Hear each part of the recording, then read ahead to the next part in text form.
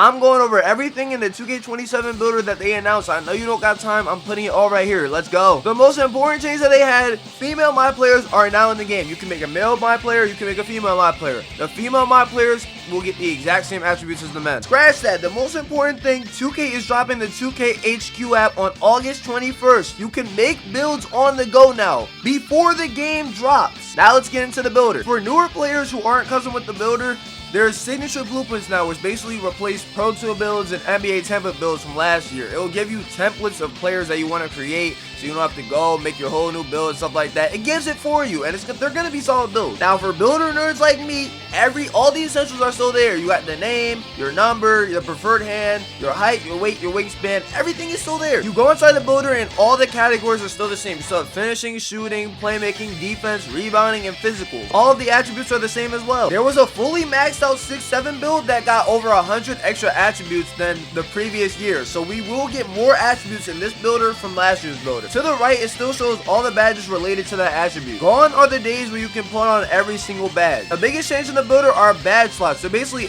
badge upgrades from 2K20, 2K21. I'm gonna try and make this as simple as possible. Every build starts out with 20 badge slots, so that's 20 badges you can put on.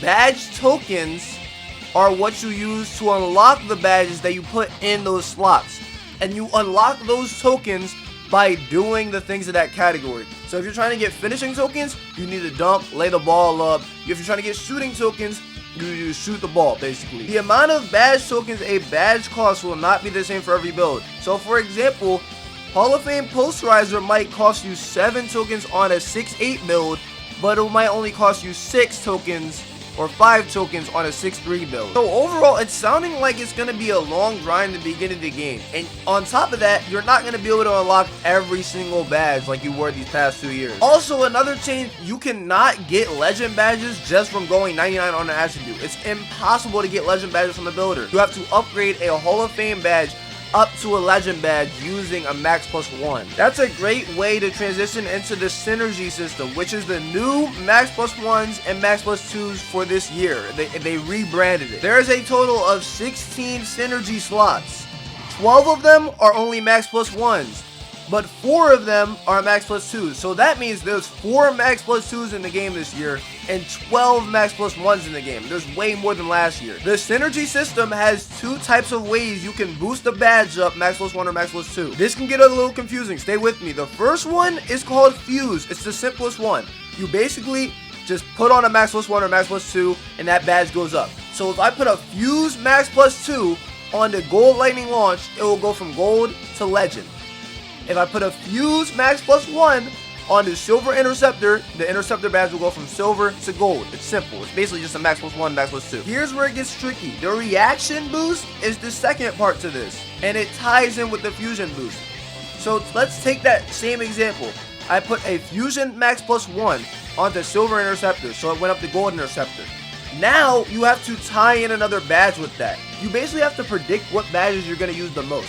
So let's say I put a Reactor +1 onto Glove, because I know I'm going to use the Interceptor a lot. So I put a max +1 Reactor badge on the Glove. So then you have to activate that Fusion badge a certain amount of times. Once Interceptor pops up, let's say 3 to 5 times, then you will get the badge +1 for Glove to pop up. But it won't pop up in the game until you use Interceptor at least 3 to 5 times. The point I'm trying to make is you have to use the Fusion badge a set amount of times in order for the max +1 effect to pass down the Glove. Once you use the Interceptor badge 3 times, then Glove will go up from Silver to Gold as well. They're connected, they're linked. I hope you all understood that. That was kind of hard to explain. Now that we can't put on every single badge at the same time, we get badge loadouts back. So we start out with 1, but we'll eventually work our way up to 4 badge loadouts. The feature everybody was asking for, the Cap Breaker preview screen, is finally in the game.